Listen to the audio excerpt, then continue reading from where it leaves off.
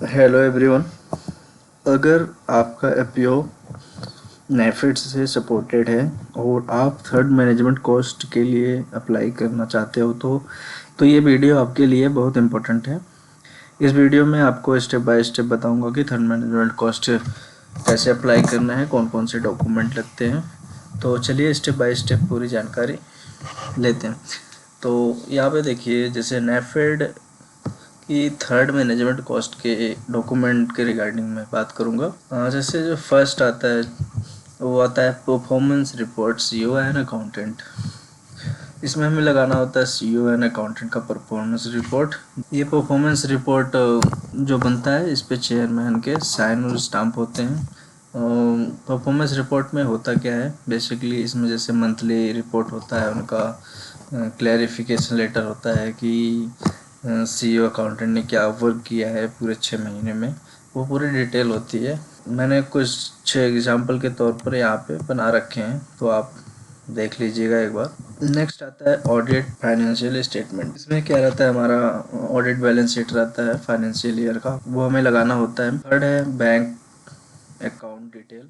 Bank account detail में जैसे passbook, cancel cheque हम लगा सकते हैं। फोर्थ आता है office rent receipt. Office rent receipt में जैसे यहाँ पे देखो, मैंने एग्जांपल के तौर पर यहाँ पे लगा रखा है। इस तरह आप बना लीजिए, voucher number, date, month, amount और उसके बाद ट्रांजैक्शन मोड, चेक नंबर अगर आपने चेक से किया है। तो जैसे यहाँ पे मैंने 6 मंथ का बना रखा है, मई, जून, जुलाई, अगस्त, सितंबर, अक्टूबर, अमाउंट 4,000 रुपये पर मंथ। तो इस हिसाब से एक अपना ऐसा बना लेना है आपको।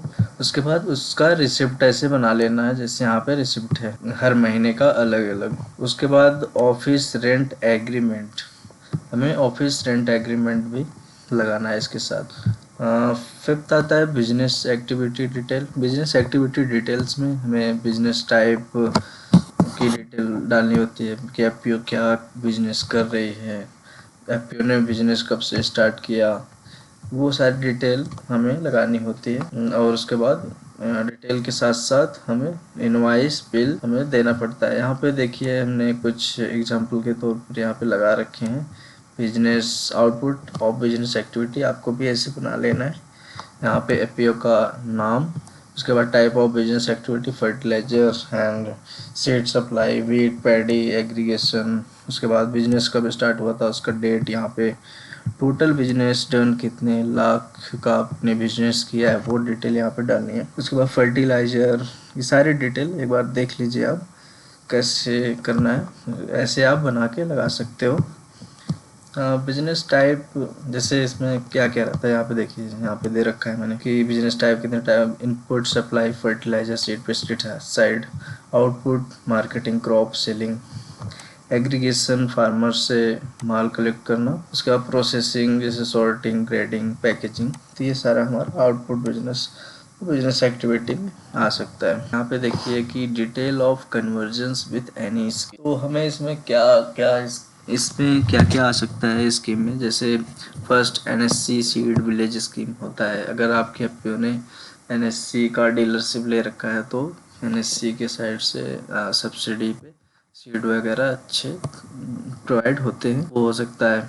उसके बाद जैसे प्रधानमंत्री फसल बीमा योजना, जैसे इसमें क्या कर सकते हैं, क्रॉप इंश्योरेंस स्कीम, हम अपने जो एफपीओ के शेयर होल्डर्स हैं, फार्मर्स हैं, उनका हम बीमा करा सकते हैं, तो वो भी एक स्कीम में ही आता है। और तीसरा जैसे soil health card scheme, soil testing और फर्टिलाइजर रिकमेंडेशन, ये भी एक स्कीम में ही आता है। तो यहाँ पे देखिए जैसे डिटेल है कुछ, तो इसमें क्या है, कन्वर्जेंस का मतलब है कि एफपीओ अपने फार्मर को अलग अलग गवर्नमेंट स्कीम का बेनिफिट दिलवाने में हेल्प करता है, वही कन्वर्जेंस स्कीम है। तो हम ये लगा सकते हैं अगर हमारे एफपीओ पे है।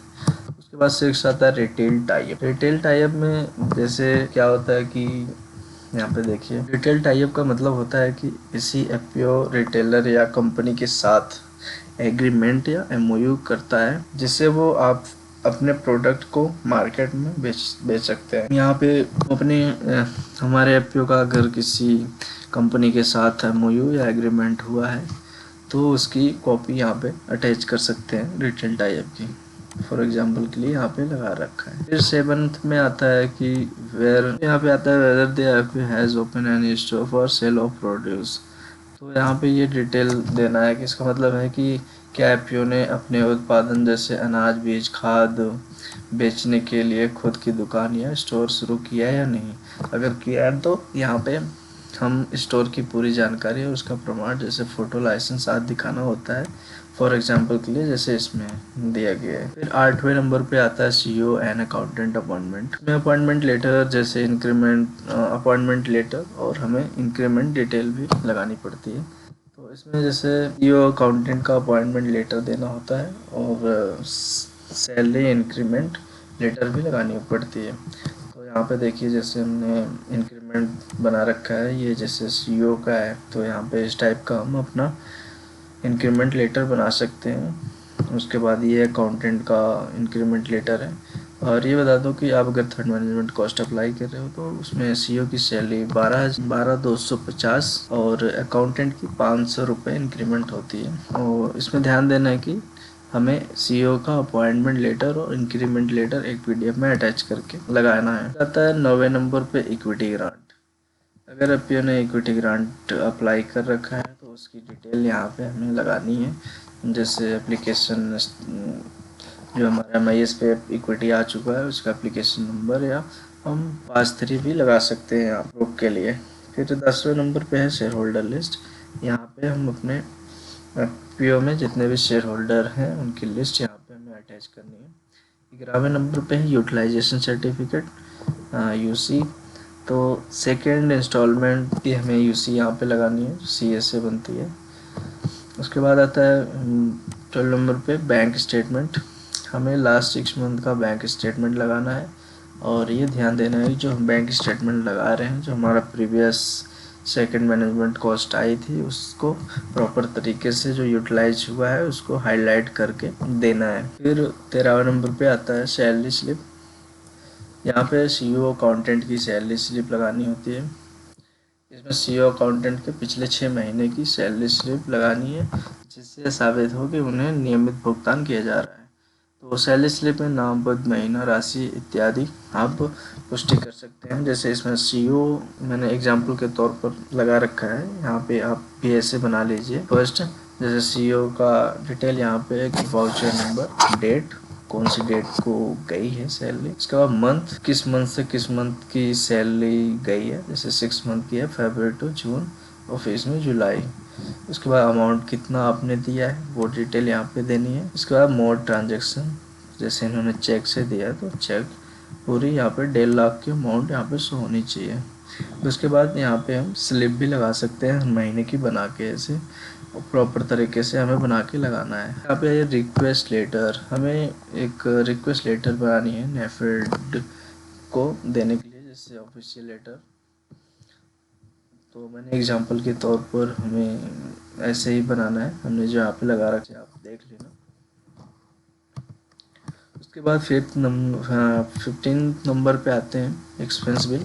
तो हमें यहाँ पे जितने भी हमारे एक्सपेंस बिल होते हैं जैसे यूटिलिटी चार्ज हो गया, उसके बाद ट्रैवल्स एंड मीटिंग कॉस्ट हो गई, मिसलेनियस चार्ज हो गया, तो वहाँ पे हमें ऐसे ही लगाने हैं प्रॉपर तरीके से। देखिए जैसे यूटिलिटी चार्ज में हमें 1,000 रुपये मिलता है पर मंथ, यानी कि 6 मंथ का हमें 6,000 रुपये। तो यूटिलिटी चार्ज में क्या क्या आता है, जैसे इलेक्ट्रिसिटी चार्जेस होता है, टेलीफोन, मोबाइल बिल, और ट्रैवल्स एंड मीटिंग के लिए हमें 1,500 रुपये मिलते हैं, यानी कि 6 मंथ के लिए 9,000 रुपये। मिसलेनियस में हमें जैसे स्टेशनरी आइटम हो गया, क्लीनिंग हो गया, अदर मिसलेनियस आइटम जैसे रजिस्टर, कैश बुक, और तो हमें एक प्रॉपर तरीके से ऐसे बना लेना है जैसे इसमें बना है। इसके बिल ऐसे बना के उसके बाद इनके सभी बिल हमें एक पीडीएफ में अटैच करके लगाने हैं। तो इसी तरह हमें प्रॉपर तरीके से थर्ड मैनेजमेंट कॉस्ट के लिए ऐसे डॉक्यूमेंट हमें रेडी कर लेने हैं। तो धन्यवाद, आई होप आपको समझ में आया होगा। अगर किसी का कोई क्वेरी हो तो आप कमेंट कर सकते हो, और अगर चेकलिस्ट इसकी हम प्रॉपर चेकलिस्ट डिस्क्रिप्शन में दे देंगे पीडीएफ, वहाँ से आप डाउनलोड कर लेना। धन्यवाद।